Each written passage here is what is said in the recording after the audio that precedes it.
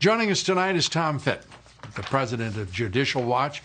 He has a new book entitled The Republic Under Assault, The Left's Ongoing Attack on American Freedom. It's available for pre-order. We recommend it to you highly. It is good to have you with us, Tom. This is mesmerizing to listen to these transcripts and to read them and to see what was known within the investigative team made up principally of FBI agents, and they knew that they were involved in a conspiracy to overthrow the President of the United States. And we are only now learning about it. This is material the FBI has had for years that they've withheld from the American people. Sidney Powell got it out because of her litigation for General Flynn, and she deserves a medal for it. Of course, we've been suing for the records. They've been stonewalling the release of this information. But the president has been so right to call this conspiracy against him treasonous. To have FBI officials, DOJ officials knowingly work with a suspected Russian spy, and even the Russian spy was telling them, you can't believe everything you're seeing in that dossier, is treasonous. And they were using it to target Trump.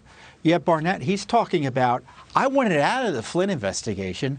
I saw an IG report. I saw an IG investigation coming down the trail here because he saw there was no there. He saw there was no there on Trump and collusion. And yet they continued and continued to pursue President Trump. And this is obviously confirms what we saw from the outside, right, Lou? I mean, we saw all the indications this was their approach. Everything Trump did, no matter how innocent, turned into what the FBI agent said was collusion clue. It was a game within the Mueller special counsel operation that you could put anyone in to any situation and then draw a collusion inference from it. So if you had so-and-so on your show, well, you're part of the conspiracy too, Lou. But that was their approach on these issues, and it was an abuse of power never seen before in American history, and it went on under Rosenstein's watch. And, given the fact that we've got the wipe phones, further confirmation that they were joking about wiping phones. We have new information Mueller likely lied about his interest in the FBI job.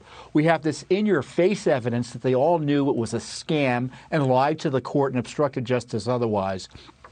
This is a seditious conspiracy.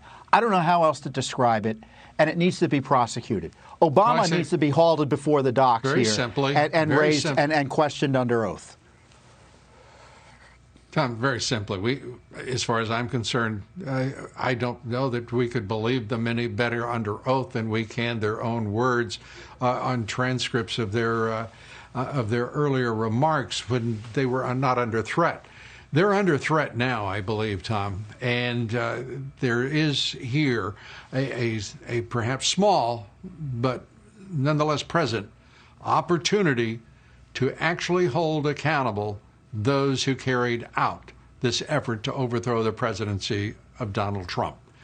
It is really, to me, astounding that this is here. As you say, Sidney Powell doing a magnificent job to defend her client, and in so doing, defend this nation, this republic, against its own FBI. And then we have that braying Christopher Wray talking nonsense, and yet still remains the head of the FBI. He's decided that I don't know what he's decided. The fact is the man should be removed from that office immediately. Don't you agree?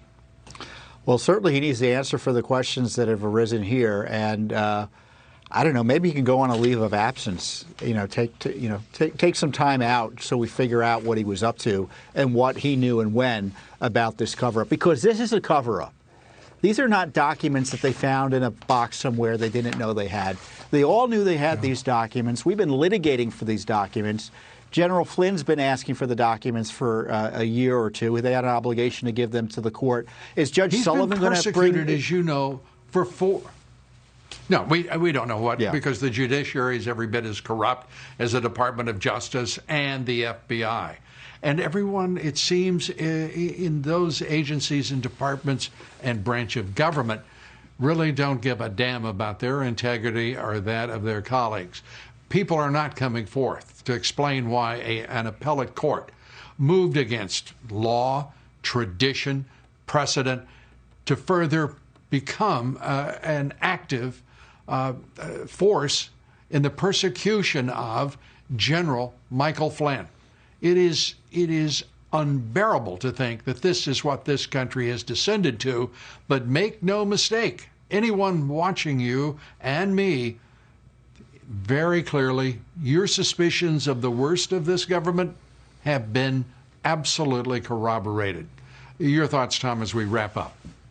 I don't see how Durham can avoid prosecutions given this new information. I don't know how long they've had it for, but Barnett was just questioned last week. Is this the first time he's been questioned? If so, that would be problematic. I think there's an increased likelihood, or maybe I have an increased hope that Durham is forced to do more significant prosecutions than we otherwise were led to believe.